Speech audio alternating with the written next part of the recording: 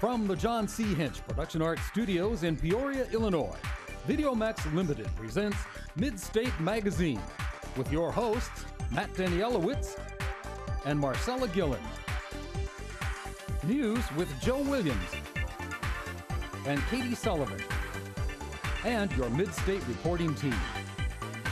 Sports with Zach Cassee and Gabrielle Balzel, and your sports reporting team. On the beat with Christine Kinnear. The Buzz with Ashley Edlin. Get Real with Christy Surgett. Let's Eat with Stephanie Sally Robbins. About Crew with Elise Anders. Cooking for Two with Ashley Edlin and Kevin McClellan. And State of the Arts with Elizabeth Scoville. And now, from America's friendliest city, Midstate Magazine starts right now. Hello everyone, welcome to Midstate Magazine. I'm your host, Matt Danielowitz. And I'm Marcella Gillen. Thanks for watching. You excited right now to be on Midstate? I'm more than excited. I know this is, you're the newest host now for Midstate Magazine, and we're going to have a fun semester this year. Yep, and I plan on learning a lot of new things here. And that's what's great, just students just working in here and just kind of like learn the ropes and just helping people out. Yeah, because students really run this whole show, so I'm really proud of that. Yeah, which is great because it's not just like within like the Bradley campus, like, you know, everything else going on around the world. Like I know the oil spill that's been happening out in Louisiana, like I think they just started putting the cap on the oil spill, like starting to clean that up Yeah, and too. I heard that they think it's not as bad, the cleanup, because of the climate zone it's in. It's a little warmer, so therefore like the bacteria can help clean it up. As opposed to if it were in Alaska and the weather is colder, it'd be a slower cleanup process. And everything just freezes up there. Which is good though, that they actually started like cleaning up and actually like making the area a little bit safer down there. We're progressing slowly, huh? Indeed, indeed. So I just went blank. I know it's like on the video, like we are pretty much wearing, I think, almost the exact same stuff, you know. We did the headshots. Well, I think I changed my outfit, but I mean, I'm pretty much standard. Yeah, knowing me, I mean, this is my only attire, and I like it. I like it too. That's a nice looking tie you got there. Thank you very much. Thank you. It's gonna be good right now. But with more on the news, let's take it over to Joe, Katie, and Zach with the news. Let's take a look. Good evening. I'm Joe Williams for Midstate Magazine. And I'm Katie Sullivan. Now let's take a first look at the news. The BP well has finally been sealed. The initial explosion sank a drill rig and began the worst offshore oil spill in the U.S. history. After 5 intense months of oil spewing out, a permanent cement plug has sealed the nearly 2.5 miles below sea floor well in the Gulf of Mexico. The eruption on April 20th killed 11 workers. 206 million gallons of oil was spilled. The calamity caused environmental and economic despair to people who lived and worked alongside hundreds of miles of Gulf shoreline.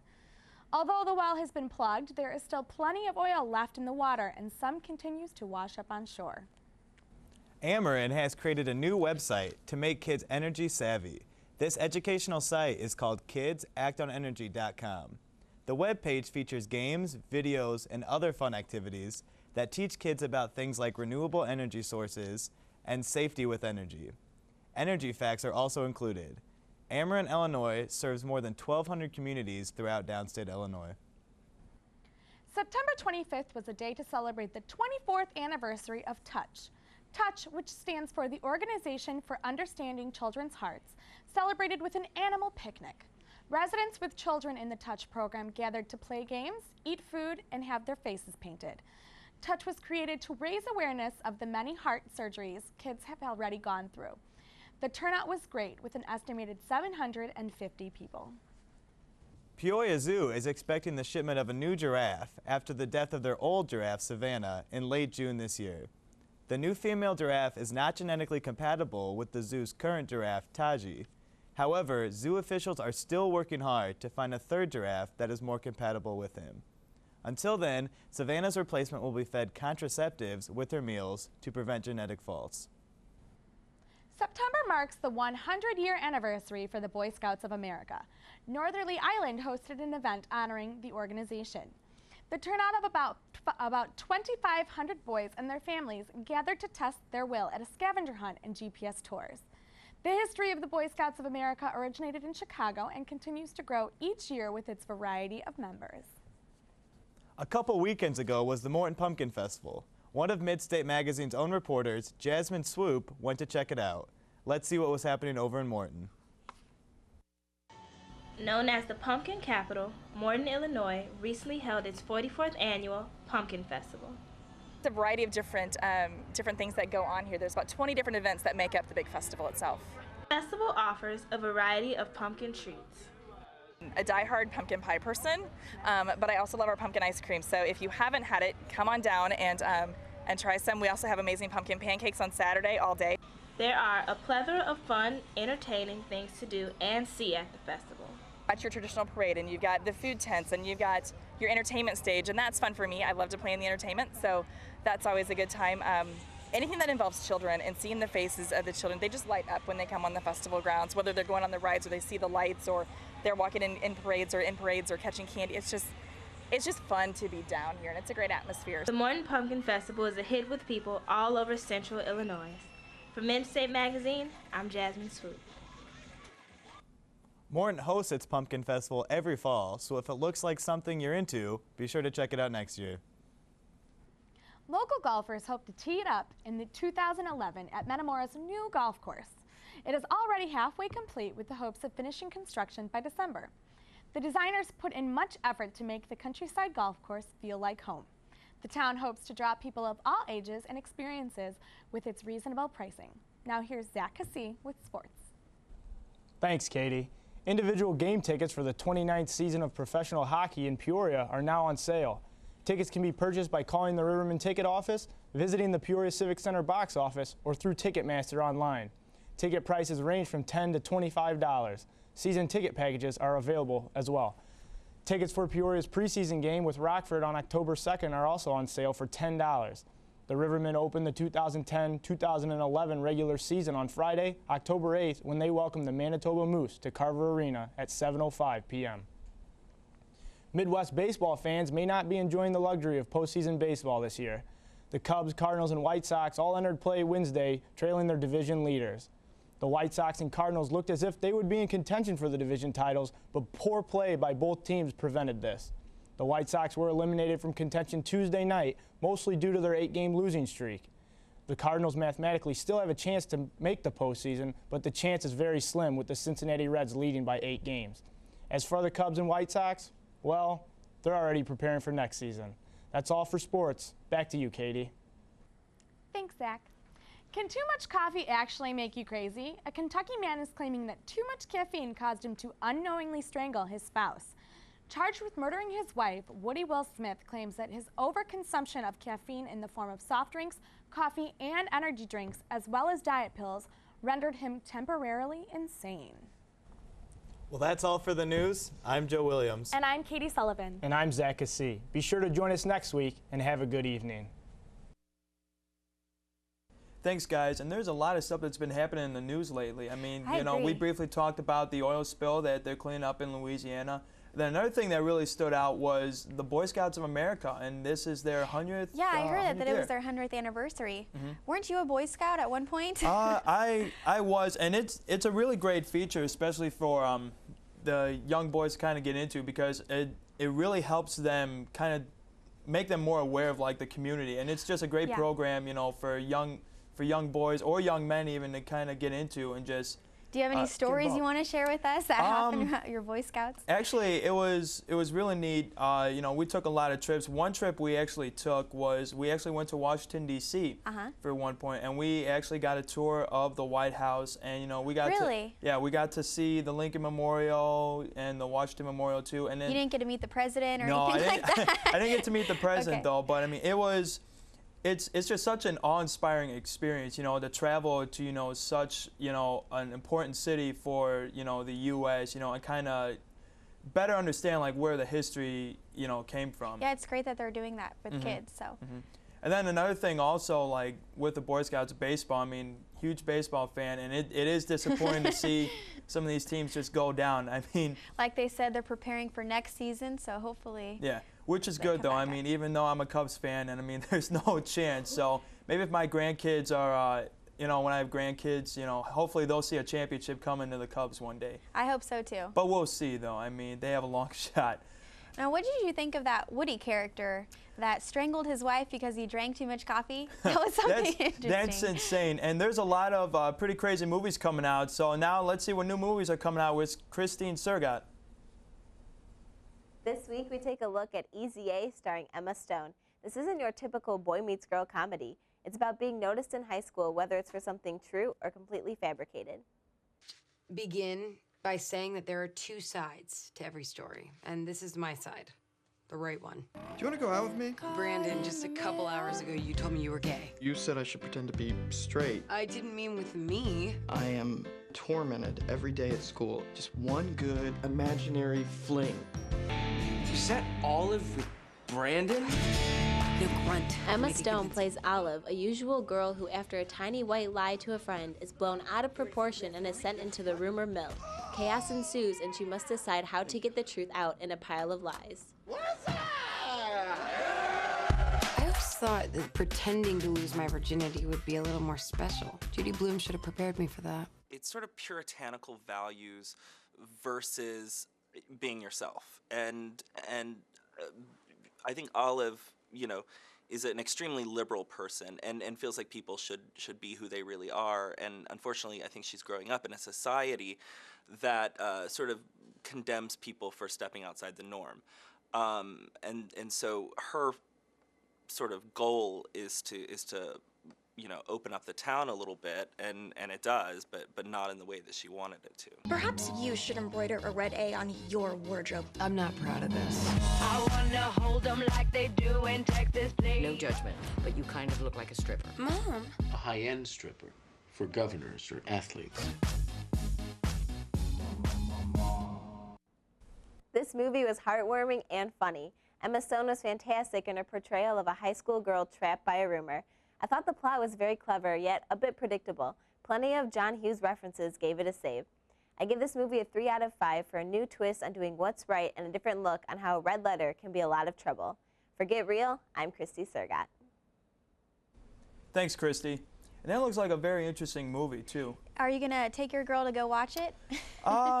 You know, like when I first saw the previews for it, I really wasn't sure about it because I just thought it was going to be like a typical like chick flick. But I mean, I can see that. Yeah. But I mean, like, for like a one-on-one date, I mean, like, I'll probably see it, you know. Yeah, I think it's interesting. They pointed out how she had to come about society and, like, she said, what was that? I'm sorry. It's all right. She said she had to come out from all these lies, and I'm not sure, but I haven't seen the movie. I want to see it. Yeah. It looks like an interesting movie. And then another movie that's coming out that's actually getting a lot of talk is The Social Network. Yes, I've heard about that. Which that looks like a very good movie. Which, from what I've heard from a lot of online articles that I've seen, it's supposed to be about as big as Citizen Kane. Yes, and I've also heard that. I wonder if it's going to be predictable or if it's overrated. I don't know, but yeah. I mean, it still looks good because to me, like with a movie like that, it kind of makes you think, and it kind of sees like the twists and turns that like that kind of went into like the Facebook operation. So. You know, and even just like, I remember reading an article about the guy who did create Facebook, you know, and a lot of turmoils and troubles that he went through, you know, and it's interesting to see like how far he actually came, and now who I believe, if I'm not mistaken, he's like one of the like youngest and like richest people like in the country. Wow, that's really interesting. And it's also amazing just to see like, you know, with Facebook, just like how small it became, and then now it's just like this huge global like phenomenon. And nobody even thinks about MySpace anymore because Facebook completely overrode that. MySpace was completely like high school. And I now, thought it was like, going to last forever. Yeah, and then and now here's the best two chefs we know, Ashley and Scott. Let's see what they're going to cook up for us today, and I hope they share. Hello and welcome to Cooking for Two. I'm Ashley Edlin. And I'm Scott DeMonk. We're going to be making some French toast today. And we're really, really excited, right? Oh, very excited. I don't know about that mustache though. It took me years to grow this, so I know a lot about it, and I'm very pleased with it. So. I don't know about that, but I do know that we're going to make French toast. So the first thing we're going to want to do is combine the egg and the milk in a bowl so that eventually we can dip the bread in. Let's see if this works.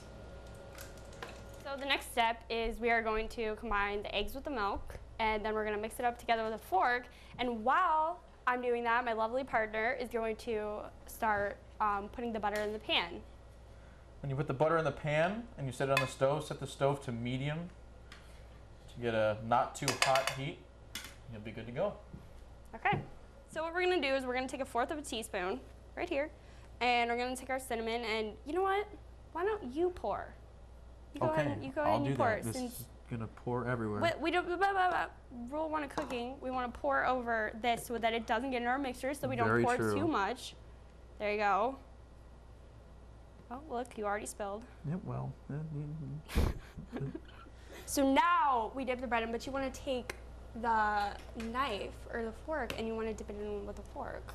Like, you don't want to just... Really? Yeah. Oh, news to me. Haven't you ever done this before? Occasionally. Okay, let's see how this works. So now that your toast is dipped in the egg mixture and in the pan, you want to cook both sides to a light brown, but not too brown because you don't want to burn your toast. When you get your bread to the perfect shade of brown, you can finally add the fun stuff, the powdered sugar. I'm going to take some syrup here and just put on as much as you like. I like a lot of syrup, but that's just me. I don't like a lot, but that's okay. Maybe on the next piece. Now for the funnest part of the whole thing, we get to eat. It's my favorite part, and you know what? Since I shaved that mustache, no worries. Thank goodness. For Midstate Magazine, I'm Ashley Edlin. And I'm Scott Timonk. Have a good one.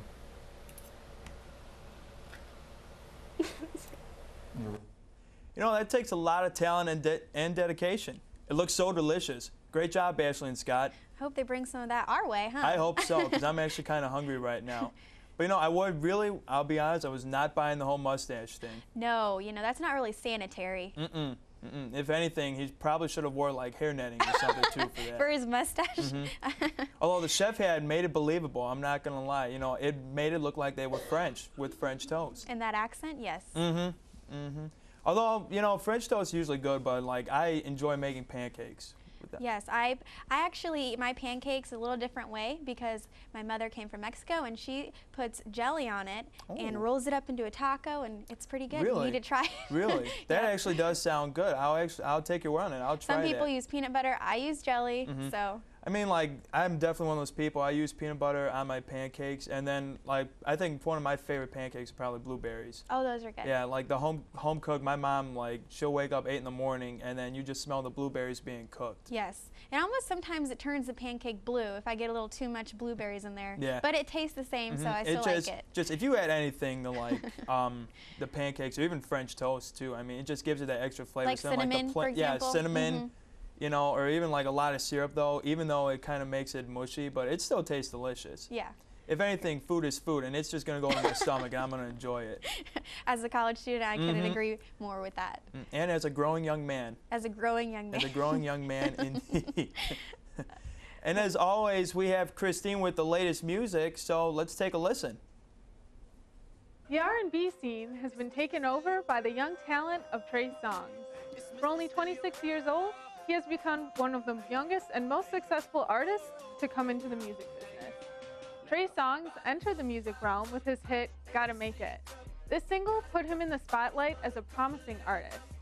His third album, Passion, Pain, and Pleasure, further displays his musical growth. This album sounds very similar to his first, entitled Ready. The opening singles on Passion, Pain, and Pleasure feature songs of desperation as well as some softer ballads. His single, Bottoms Up, featuring Nicki Minaj, continues to climb the charts and is one of the top 20 songs bought on iTunes. As Songz continues to be an up-and-coming young artist, one can only expect more quality music from him as his career flourishes. For On the Beat, I'm Christine Kinnear. Thanks, Christine. That song just had me going and made me want to dance a little bit. I think it had everybody going and kind of bopping their heads. Everybody in the studio just kind of started dancing, doing their own thing, you know. And that's what's good about music too, like especially stuff like that. It makes everybody just want to get up and dance. You could be the worst dancer of all time, you know, and still have a good time. And you can still have a good yes. time. That's right. That's right. Which like Dance Dance Revolution. I don't know if you ever played that at all. I have before. Yeah. Those slumber parties. Slumber parties, big time. I know I'm terrible with that, or like even just like a regular dancing too. Like I remember one dance I tried doing. Like it's so cheesy. Just like everybody would just have a good time, and then I'll just ruin it by doing a robot type routine, just like right in the middle. And then everybody looks away and and everybody just looks at me and they just walk away. But you know, it's all about having fun though. Yeah, I can't say I've had the same experience, but I'm sure it was. But yeah, I mean, a lot of new music coming out. I know besides with Trey Songz, Carlos Santana also has a new album out too. Oh, does he? Okay. And it's good though because like for as old as he is, I think he's like in his 70s too. I mean, like. And he's still singing, and he's still singing and he's still playing. I mean, which is amazing. Like the older that you get, and like if you don't see a lot of people continuing their music career once they hit. Exactly. Like once you usually hit like probably like the 60 mark or something, you see a lot of like musicians or like songwriters just kind of hold back and retire. But it's good to see like a lot of like older, like more I guess you could say recognized musicians nowadays just really have that like talent still in them. I agree. And this week, Simone Buckner is filling in for our Elizabeth Scoville on State of the Arts. So let's see what wonderful talent she has for us this week. Good evening. I'm your State of the Arts host, Simone Buckner, filling in for Elizabeth Scoville. Tonight's guest is a graphic design artist who has been on the show before, sharing with us his unique pictures with their intriguing messages. He's here now to show us his latest creation, an art book. Ryan Hovenar, thanks for joining us. Thanks. You describe these artist books as art itself. What do you mean by that? Bookbinding has been an extremely old art form. It's been practiced for centuries. There's different types of bindings, different types of papers to use. The possibilities are endless, yet most people view a book as just something that holds information or holds art. It's never actually an art form itself. And what I'm trying to do, as well as a bunch of other artists have done before me and what they're doing now, is trying to bring attention to the book structure as being an art form, and the way it moves, the way you can hold it, you know, the interaction. Artist books are essentially like an interactive form of art. You can hold it, you can feel it, you can flip through it, you can experience more so than you would if it was just hanging up on a wall. And which one of these pieces is your favorite? One of my favorite ones is Emotion Logic, and it's a book that talks about the decisions we make in everyday life. They can be logical, they can be emotional. And what I do is I try to pose situations in the book and to see how to just let the viewer take it in and then figure out how they would respond to it, whether they would use their brain or they would use their heart. So I pose questions like, if you see someone getting robbed, you know, things like that. And can you describe some of your other pieces as well? Yeah, I have a couple other artist books I've been working on. There's one that's called the Dottis Medical Manual, and that is a to and fro book, and it's a really abstract version of a book.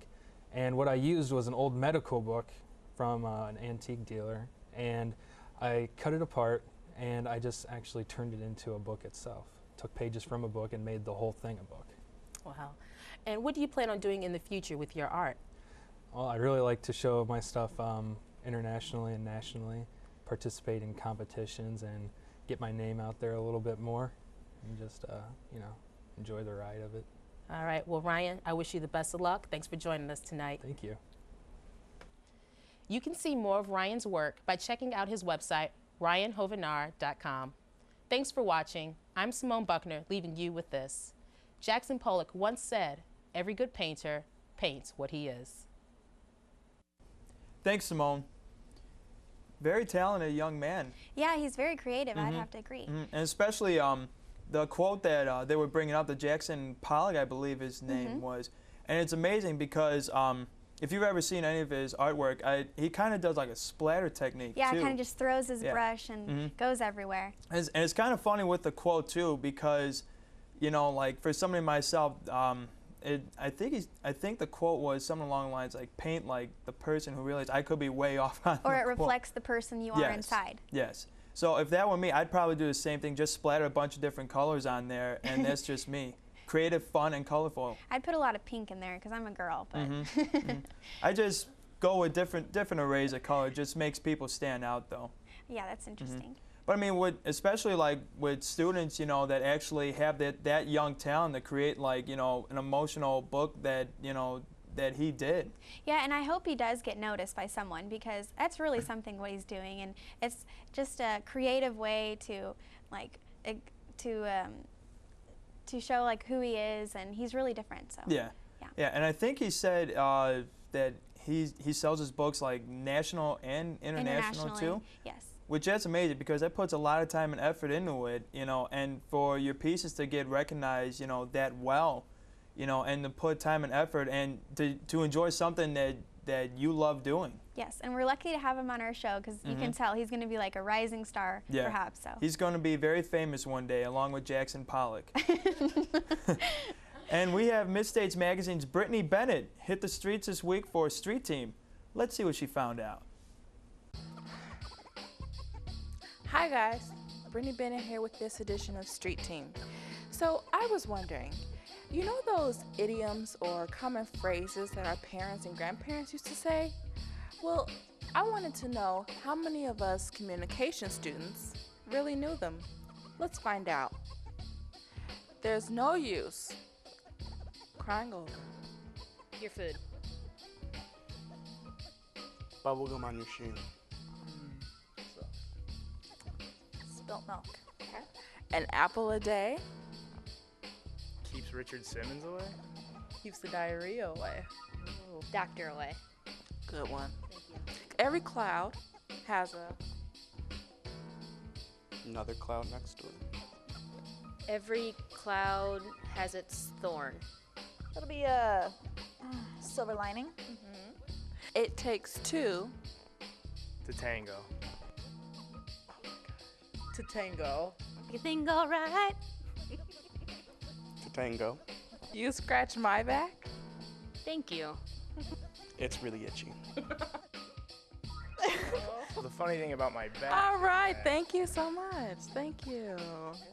Let's just hope they were really making up those answers. Otherwise, Bradley University might have a problem. Think you know it all? Well, then join us next time for another edition of Street Team. Until then, with Midstate Magazine, I'm Brittany Bennett. See ya. Thanks, Brittany. That was interesting. It was funny. It's funny to see like a lot of the sayings that like our parents actually tell us. I mean, some people just can't get. I mean, the every rose has its thorn. I mean, everybody knows that, and that person just screwed it up. He ruined it completely. My grandpa always says, when the tough gets going, the going gets tough. And I don't know how many times I've heard that. Yeah, my grandpa, the one thing he would always say is, especially when people, you know, always think highly of themselves, who always think they're better than everybody, he would just say, you know, stuff happens, you know, like you're the better person. Yes, I agree with that mentality. Then, yeah, I hear don't cry over spilled milk a lot, because my sister, you know, she would always like literally like spill her milk and she'd start crying, or she would always like really and truly just like complain about every little thing that like went wrong, and you just hear my parents just tell you know, don't cry over spilled milk. That's water under the bridge, right? Water under the bridge, that's right. Yep. And I completely forgot about it. It takes two to tango. Like, I completely forgot. I have no idea what it means. No, I'm familiar with that one. Yeah. I use it myself quite often. Yeah, like I've heard of it, but I actually have no idea what that means. So. Well, I guess it kind of means you have to have, you didn't do the crime by yourself. It takes two. Like 50-50. There we go. Now I understand. Now I actually learned something from Street Team today. Yeah, it's a good thing. Indeed. And let's see. There's so many other different sayings. Well, on a lighter note, my grandpa always says, "I wish I was born rich than so good looking." And he's an older man, so he's always comical. Yeah. But everybody would like to have some form of wealth, though. Yeah. You know, it's true. And I think that'd be better appropriate than trying to have like the good, appealing looks like some of the celebrities out there. Yeah, it's hard to when our society kind of pushes for the older they get, the older you get, the younger they want you to look, especially with women. I agree with that.